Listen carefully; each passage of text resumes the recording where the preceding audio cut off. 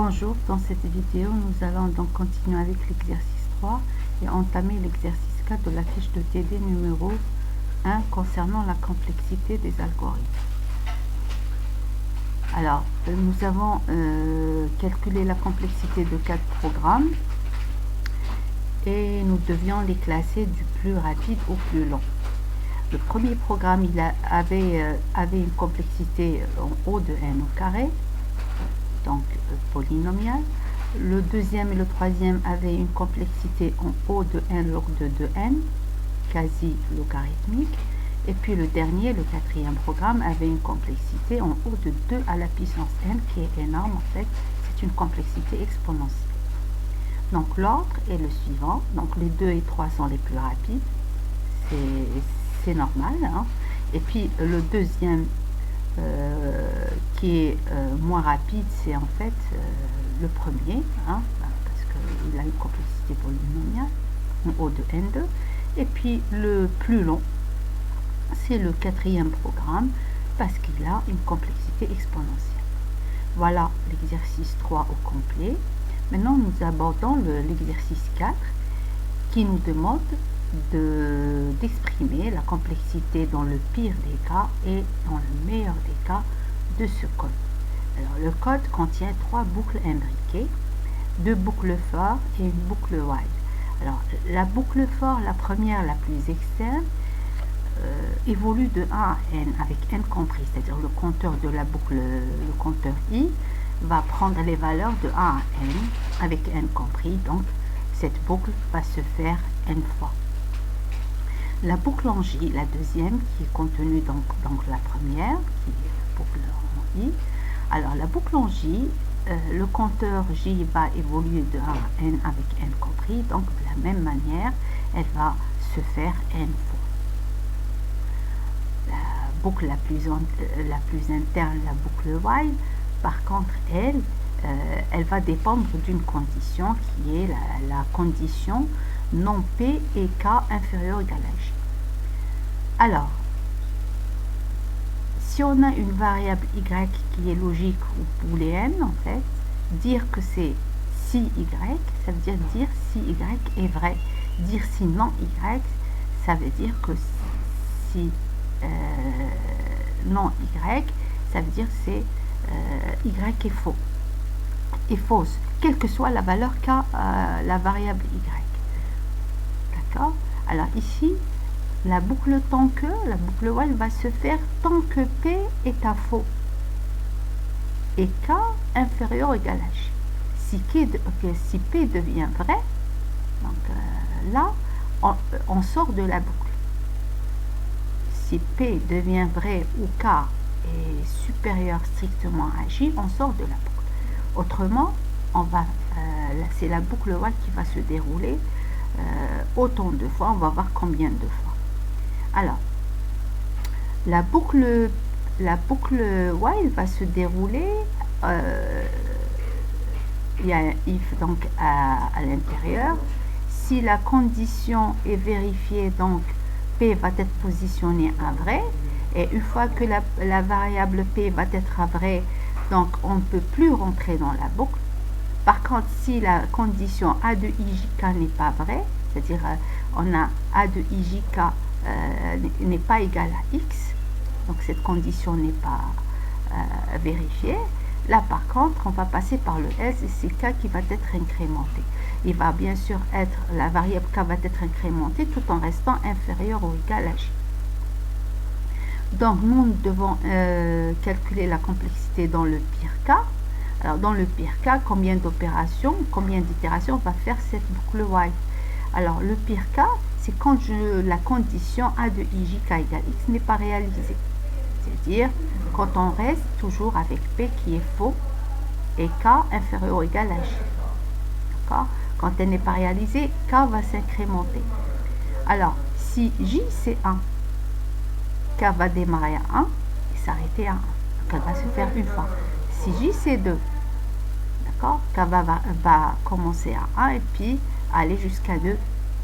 Si J c'est 3, donc K va commencer à 1 et aller jusqu'à 3. Elle va se faire 3 fois dans ce cas.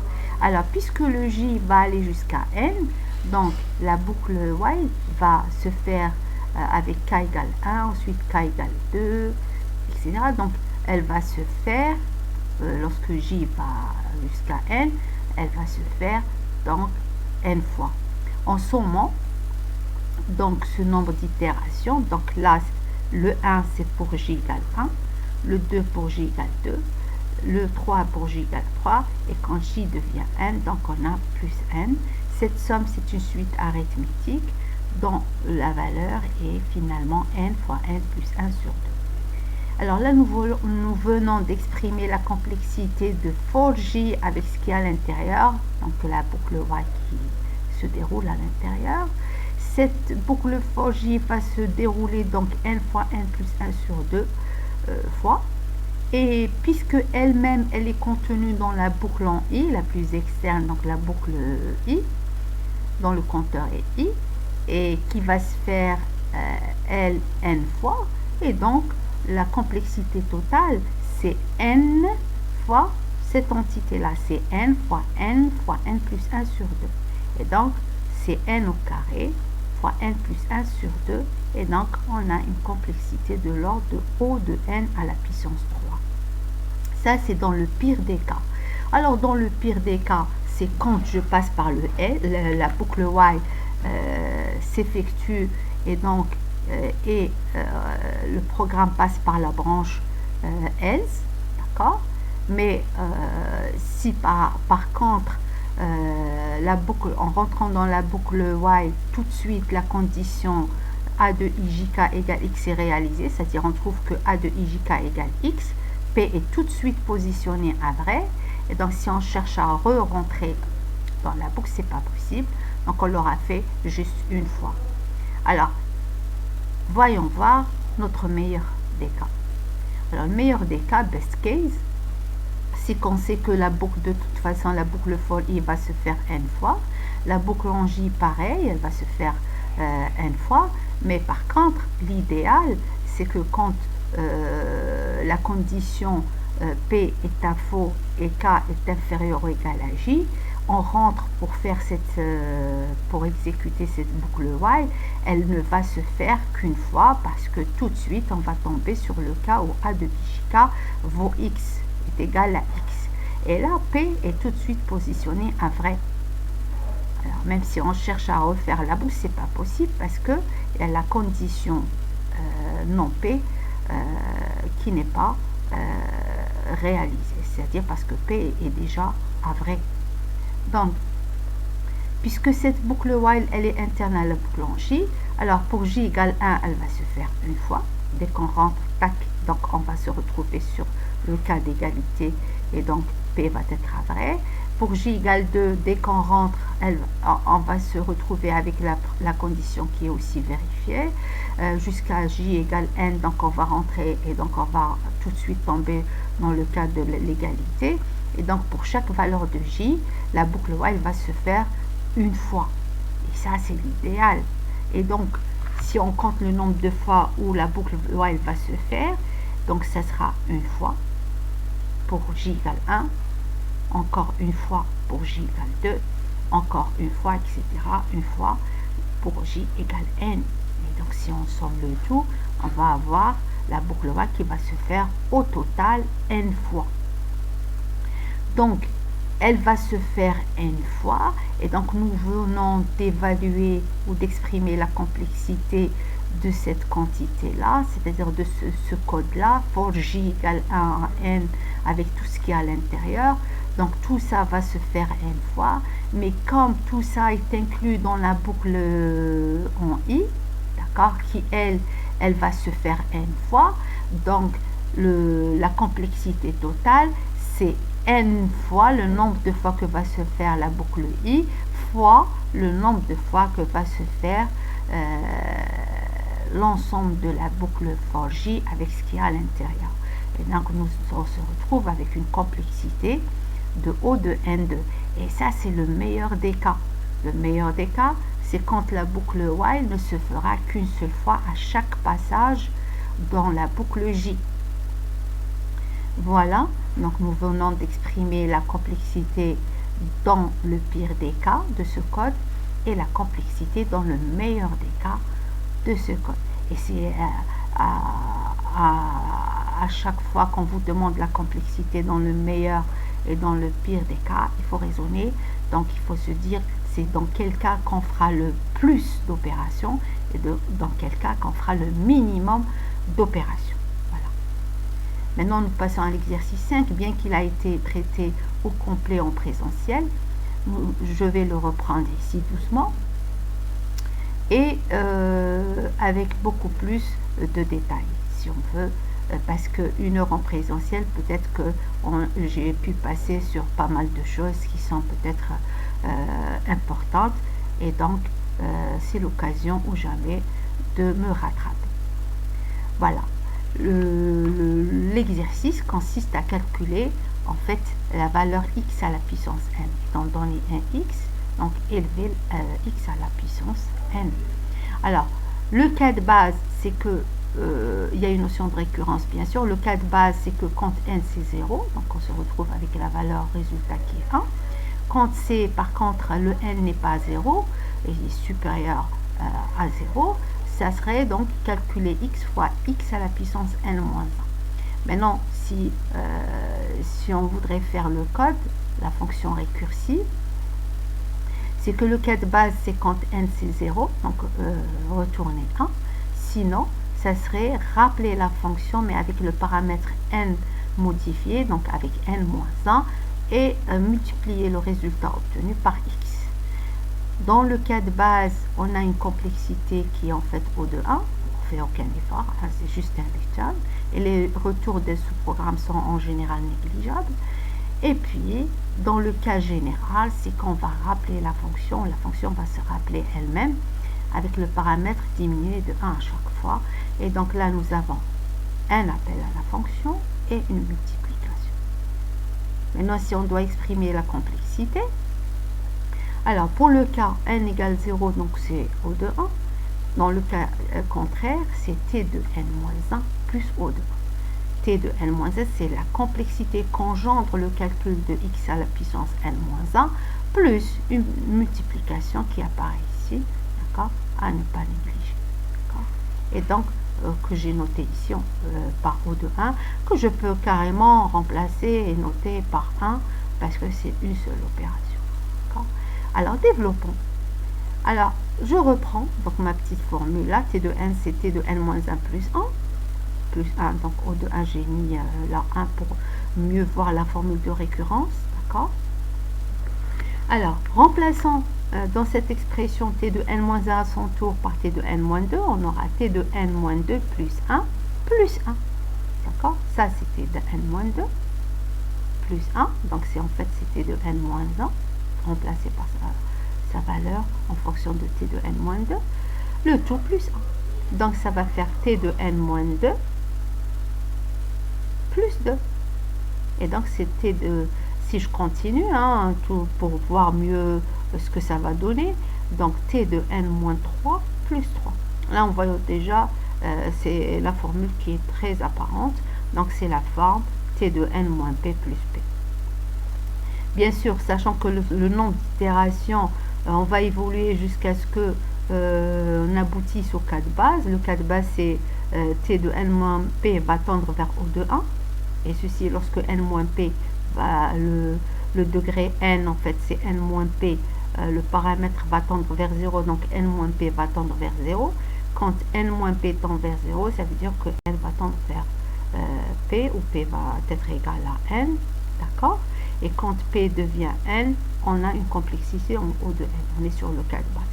Donc, si on remplace P par N dans l'expression, alors là, j'aurai O de 1, hein, je serai sur le cas de base, d'accord, ce qui à l'intérieur va tendre vers 0, d'accord, donc c'est O de 1, T0 c'est O de 1, plus P qui est en fait N, donc j'aurai plus N, et plus N ici, le degré le plus élevé c'est le degré associé à N, et donc c'est O de n, complexité linéaire, d'accord. Ça, c'est ce qu'on appelle la forme ou l'expression ou l'algorithme naïf de calcul de x à la puissance n. On n'a pas trop cherché ni réfléchi, quoi. c'est-à-dire telle qu'elle est la formule, on l'a utilisée. D'accord? Ce qu'on appelle l'algorithme naïf de calcul de x à la puissance n. Voyons voir si on change un peu l'expression de notre fameuse fonction là, tenant compte de la parité de n. En tenant compte de la parité de n, alors le cas de base c'est pareil, mais là on va se poser la question si n c'est pair, en fait, ça va revenir à calculer x à la puissance n sur 2 fois x à la puissance n sur 2. X à la puissance n sur 2 fois x à la puissance n sur 2, quand on va sommer les exposants, ça revient, on tombera sur x à la puissance n. Maintenant, ça, si n est pair, alors si n est par contre impair, ça sera x fois n sur 2 fois x fois n sur 2, d'accord? Le tout fois x. Prenons le cas où x, on a calculé x à la puissance 4. X à la puissance 4, c'est x au carré fois x au carré. Là, on est sur le cas où n est pair. Si on doit calculer par contre x à la puissance 5, ça sera x au carré fois x au carré fois x. Donc, on multiplie le x au carré par x au carré et donc, encore, on le multiplie par x parce que en fait, le n est impair. Voilà. Donc, nous avons deux branches. Dans le cas où c'est pair, on passe par là. Dans le cas où c'est impair, on passe par là. Maintenant, dans les deux branches, il y a un double appel de la fonction elle-même. Remarquez que là, donc si je dois calculer la complexité de cette fonction, ça va dépendre de la complexité qu'engendre cet appel, plus la complexité qu'engendre ce deuxième appel. Dans les deux branches, en fait. Avec la deuxième branche, c'est là où j'effectue plus d'opérations parce qu'en fait, j'ai une multiplication en plus. Alors, je récapitule. La première, ou plutôt le cas de base, on est sur un O de 1. Le deuxième, j'ai un double appel à la fonction elle-même. Le cas sinon, c'est que j'ai un double appel et une multiplication. Exprimons maintenant la complexité. Alors là, dans le cas où j'ai n égale 0, je suis sur un O de 1, constante, aucun effort. Et puis là, pair ou impair, je prends là où je fais le plus d'opérations. Donc j'ai une multiplication plus là. Et donc ça sera deux fois, donc c'est dû aux deux appels, deux fois avec le paramètre n sur 2. Donc ce qu'engendre la complexité t de n sur 2, deux fois, plus O2. Et donc, développons tout ça. On peut poser comme tout à l'heure O de 1 comme étant 1. Et puis, on va essayer d'exprimer cette complexité. Donc, c'est 2 fois t de n sur 2 plus 1. Si je remplace à son tour t de n sur 2 par sa valeur dans la formule de récurrence, j'aurai deux facteurs de 2 fois t de n sur 2 au carré plus 1, le tout plus 1. D'accord? 2 au carré, t de n sur 2 au carré. Alors, ce 2-là qui est en facteur, donc ça va donner ici 2 fois 1 plus 1. Et donc, ça donne 3. Et donc, si je continue, tout en voulant voir mieux la formule, apparaître la formule de récurrence, c'est 2 puissance 3, t de n sur 2 puissance 3, plus 7. Et puis, ainsi de suite, 2 puissance 4, t de n sur 2 puissance 4, plus 15. Là, pour ce terme-là, 3, c'est en fait 2 au carré, ok, moins 1, donc c'est 3. Ici, pareil, c'est 2 puissance 3 moins 1. Et ici, nous avons un 2 puissance 4, c'est 16, moins 1, ça donne 15. Et donc, d'où cette expression 2 puissance p moins 1. Donc, la forme générale, c'est 2 puissance p, t de n sur 2 puissance p, plus 2 puissance p moins 1. Alors, sachant que ça va évoluer jusqu'au cas de base, le cas de base, c'est que t de n sur 2 puissance p va tendre vers O de 1. Ceci lorsque n sur 2 puissance p va tendre vers 1. Alors, quand il va tendre vers 1, en plaçant le log des deux côtés, je peux déduire finalement p qui sera log 2 de n. Alors, log 2 de n, et donc si je remplace dans ma formule de récurrence p par log 2 de n, ça va donner 2 à la puissance log 2 de n. Et là, 2 à la puissance log 2 de n, c'est n. D'accord? T de n sur 2 puissance p, ça va être égal à O de 1. D'accord? O de 1. Donc, ça va faire, ce terme-là, ça va donc être réduit à n.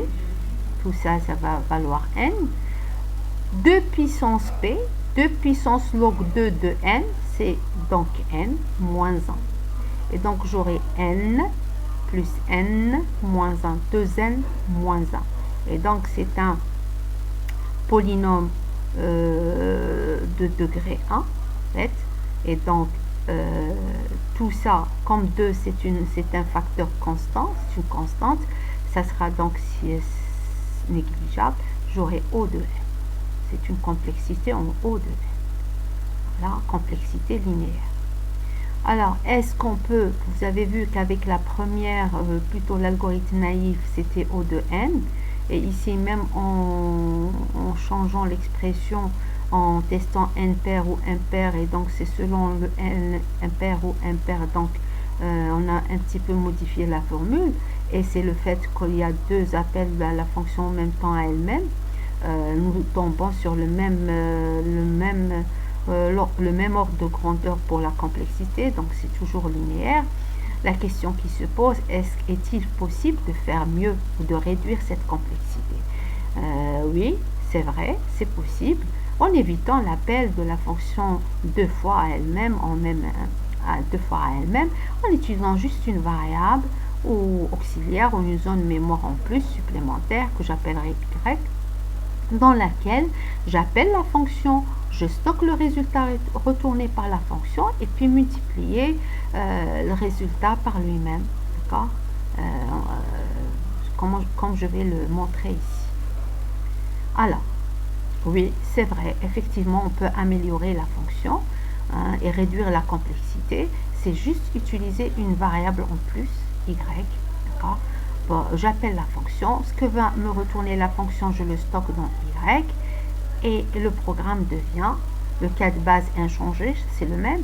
Quand c'est pair, donc, j'appelle la fonction avec n sur 2, mais je stocke le résultat dans une zone mémoire y, et après, donc, ce que je vais faire, c'est multiplier cette valeur par elle-même, tout simplement. Au lieu de faire deux fois l'appel, je n'ai qu'à multiplier le résultat retourné par lui-même.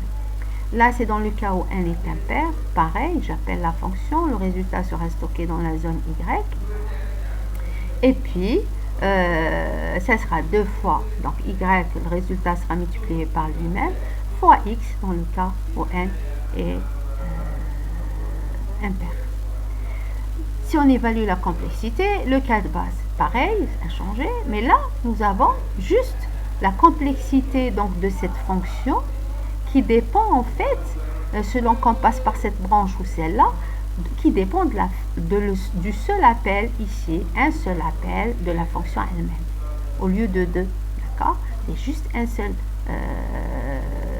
dans chaque branche, hein, j'ai un seul appel, et ici j'ai un seul appel.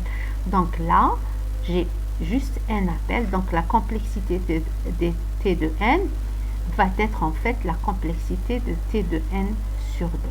C'est juste une fois t de n sur 2 plus O de 1. Pour simplifier donc mon écriture, je vais poser O de 1, 1 et je vais donc essayer de calculer cette complexité, ou plutôt développer cette formule. Donc t de n, c'est en fait t de n sur 2 plus 1.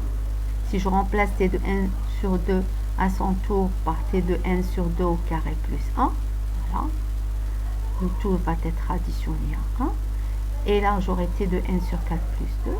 Si je continue donc encore, j'aurai t de n sur 2 puissance 3, plus en fait, vous allez voir que ça va donner plus 3. Je continue encore, c'est t de n sur 2 puissance 4, plus 4.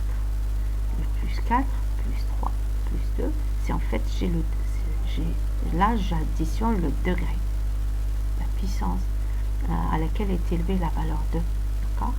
Donc, quand j'ai 2 puissance 2, j'ai 2. Quand j'ai 2 puissance 3, j'ai 3. Quand j'ai 2 puissance 4, j'ai 4. Et donc, la forme générale, c'est T de n sur 2 puissance P plus P. Sachant que ça va évoluer jusqu'au cas de base. Le cas de base, c'est quand T de n sur 2 puissance P devient O de 1. Et ceci lorsque n tend vers 2 puissance P. Et donc, P sera égal à quoi?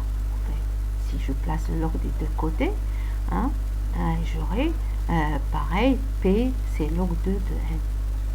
Et donc si je remplace P par sa valeur, là j'aurai O de 1 ou bien 1 tout simplement, d'accord, O de 1 de 1, et là j'aurai log 2 de n. Et donc 1 plus log 2 de n, ça prend donc le taux de croissance de cette expression croît avec le taux de croissance de log 2 de n. Et donc c'est une complexité en log 2 de n. C'est, voilà, on tombe sur une complexité logarithmique. C'est nettement mieux parce qu'avant nous avions une complexité linéaire. Ok, voilà, ça a diminué, ça c'est beaucoup mieux, et ça ce n'est plus un algorithme naïf, c'était plutôt un algorithme bien réfléchi. Voilà, passons maintenant à un exercice très intéressant, c'est les tours d'Hanoï. Alors, le problème des tours d'Hanoï, qui sont, c'est en fait un problème imaginé par un mathématicien français, Édouard Lucas, qui consiste à déplacer des disques, on va dire 64 disques, d'une tour de départ vers une tour d'arrivée, ou on va dire une tour de destination, en passant par une tour intermédiaire, d'accord? Alors, en passant par une tour intermédiaire. Alors, les disques sont placés au niveau de la tour de départ, n, on va dire en général n disques, alors ils sont de diamètres différents, et ils doivent transiter par la tour intermédiaire pour finalement finir dans la tour de destination. Mais avec des règles, en respectant certaines règles. Là, il y a en fait deux règles. C'est que on ne peut pas, les règles sont les suivantes. Alors, on ne peut pas déplacer plus d'un disque à la fois. On ne peut déplacer qu'un seul disque à la fois. À chaque étape, on ne peut déplacer qu'un seul disque. La deuxième condition, c'est qu'on ne peut poser un disque grand sur un disque qui lui est plus petit. On ne peut poser un disque grand que sur le vide. D'accord? Donc, s'il est grand, il ne peut pas être posé sur un disque petit, mais plutôt le contraire. Le disque petit, oui, là, on peut poser un disque petit sur un grand, mais le contraire, jamais. Alors, en respectant ces deux conditions, combien d'étapes nous allons effectuer pour déplacer tous ces disques, on va dire les n disques, de la tour de départ vers la tour d'arrivée. D'accord? Alors, pour déplacer un disque de la tour de départ vers la tour de destination, il va falloir effectuer n-1 déplacement de départ vers temporaire, la tour intermédiaire. Donc, ce qu'il y a, c'est que ça consiste à prendre les n-1 et laisser le n-ième, c'est-à-dire le plus gros qui est en bas. Alors, le laisser et prendre juste les n-1. On a un disque, on prend juste les n-1 pour laisser le gros à sa place. On prend les n-1, on les met dans la tour temporaire, c'est-à-dire intermédiaire. Et là, on aura à faire n-1 déplacement. D'accord? Puisqu'on ne déplace qu'un seul disque à la fois. Alors, ensuite, une fois qu'on a déplacé les n-1 dans la tour du milieu, temporaire, on prend le gros qu'on a laissé, le n-ième qu'on a laissé, on va le déposer dans la tour finale, c'est-à-dire la tour de destination. C'est-à-dire on va prendre le disque qui est le plus gros de la tour de départ vers la tour de destination parce qu'il était le seul qui restait dans la tour de départ. Et après ça, tout ce qu'on a déplacé dans la tour temporaire, intermédiaire, les n-z disques, on va le déplacer un à un vers la tour de destination. D'accord? Donc, les n-10 qui sont dans la tour temporaire vont être déplacés un à un à leur tour vers la tour de destination.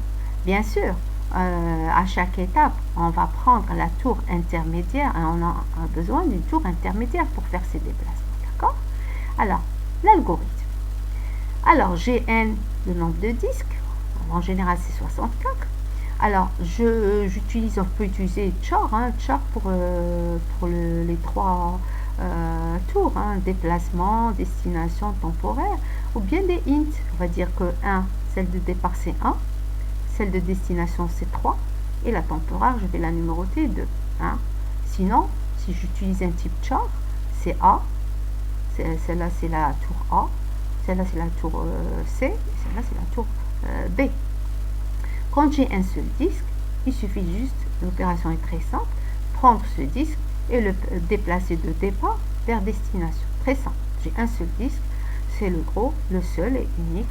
Donc je le prends, je le déplace de départ vers destination. D'accord? Là, j'affiche sur l'écran le nombre de disques. J'en ai un, donc c'est un seul. Déplacer le disque 1 de départ vers destination. Par contre, si je n'ai pas un seul disque, j'en ai plusieurs. Alors, si j'en ai plusieurs, c'est prendre les n-1 en laissant le n-ième. De départ, donc la destination ici, c'est temporaire. D'accord? Là, je déplace donc les n-1 de départ vers temporaire. Et c'est destination ici qui va être la tour intermédiaire pour faire ces déplacements 1 à 1. Si j'ai donc déplacer les n-1, je reviens pour déplacer le gros que j'ai laissé, qui est dans la tour de départ, et donc c'est déplacer le gros qui reste, le départ vers destination, d'accord, départ vers destination. Alors, les n-1 que j'ai déplacés dans temporaire, je vais aussi donc appeler cette fonction pour les déplacer, donc finalement ils vont partir de temporaire vers destination. Et ce programme va boucler en me faisant des affichages écran. C'est-à-dire à chaque fois que je dois déplacer un disque, il va m'indiquer donc le disque à déplacer et de quel tour à quel tour. Donc j'aurai plein d'affichages. Déplacer 1 vers 2 par exemple, de la tour 1 vers 2. Déplacer 1 plutôt 2, par exemple les deux disques de tel à tel. Donc il va m'afficher tous les mouvements qui vont se faire donc pour finalement aboutir et avoir comme résultat tous les disques dans la tour d'arrivée. Maintenant ici, si je dois évaluer T de n, la complexité, le nombre d'étapes qu'on va faire ou que va faire le programme pour déplacer un disque, ça sera donc elle va dépendre de temps que va faire le déplacement des n-1 disques ici, parce qu'on a n-1 déplacement. Là, j'aurai O de 1, donc un seul déplacement, et là, j'aurai encore déplacement de n-1 disque. Vous voyez là, j'ai T de n-1 ici et T de n-1 ici. Ça va me faire 2 fois T de n-1 plus O de 1. Donc, si j'exprime à ce niveau-là le cas de base, j'ai juste un O de 1 à ce niveau-là. Juste un déplacement. D'accord? Alors, la formule générale. Alors, si n est inférieur ou égal à 1, j'ai un disque ou rien. Donc, c'est O de 1. Si par contre, j'ai plus que 1, donc ça fera 2 fois T de n-1 plus O de 1. Et si, par exemple, là, je peux toujours poser que c'est 1. D'accord? Je vais essayer, donc maintenant on va essayer de développer cette équation. T de n c'est 2 fois T de n-1 plus 1. Donc si je remplace T de n-1 aussi de la même manière, j'aurai 2 facteurs de 2 fois T de n-2 plus 1. Là j'ai exprimé T de n-1 en fonction de T de n-2. Et donc là j'aurai 2 au carré plus 2 fois 1 plus 1. Donc ça va faire 3 ici. Donc ça va faire 4 fois T de n-2 plus 3. On développe encore en remplaçant T de n-2 en fonction de T de n-3. J'aurai 2 à la puissance 3, T de n-3 plus 7. D'accord? Et là, la formule est déjà apparente. Hein. Donc, j'aurai, si je continue encore, 16, 2 puissance 4, t de n moins 4 plus 15. 15, en fait, c'est 16 moins 1. Comme tout à l'heure, on l'a vu déjà. D'accord? C'est ici, 2, alors, si j'ai la forme générale, c'est 2 puissance p, t de n moins p, plus 2 puissance p moins 1. Maintenant, je sais que cette expression, le nombre d'itérations va évoluer jusqu'à tomber dans le cas de base, c'est-à-dire t de n moins p va finir par être O de 1, c'est-à-dire lorsque je tombe sur O de 1, lorsque j'aurai O de 1, ça veut dire que n moins p sera égal à n disque, parce que quand mon cas de base, c'est quand n est égal à 1, d'accord, ça sera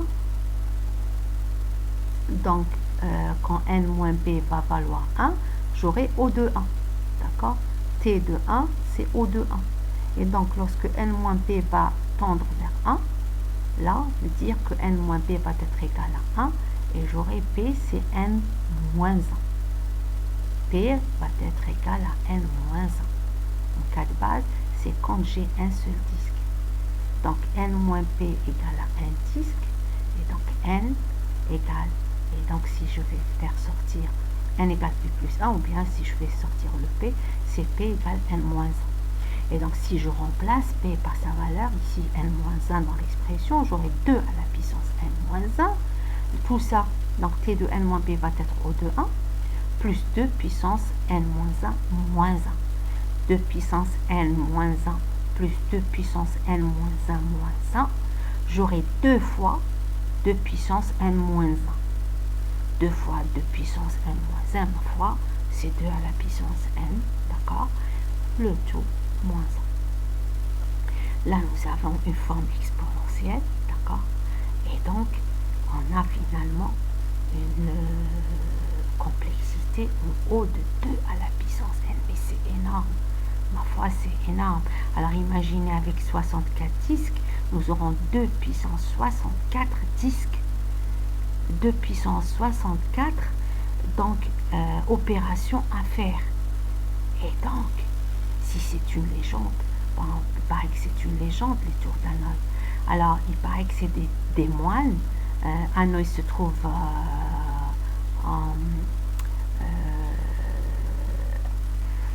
je vais dire, Hanoï, c'est une ville qui se trouve au Vietnam, d'accord. Et là, il paraît que c'est des moines d'un temple. Ils avaient des disques d'or, ils avaient 64 disques d'or à déplacer d'une tour de départ vers une tour, vers une autre tour. Et en fait, ils devaient faire ça, un déplacement par jour. Alors imaginez 2 à la puissance 64 moins 1 jour pour déplacer 64 disques. Et non, c'est énorme, c'est 1 milliard de jours. C'est énorme. Et donc, jusqu'à, ils ne peuvent pas terminer, hein, c'est interminable, hein, on va dire. Donc, voilà, je vous remercie pour votre attention pour cette vidéo. Et donc, rendez-vous à la vidéo prochaine pour d'autres exercices. Je vous remercie. À bientôt.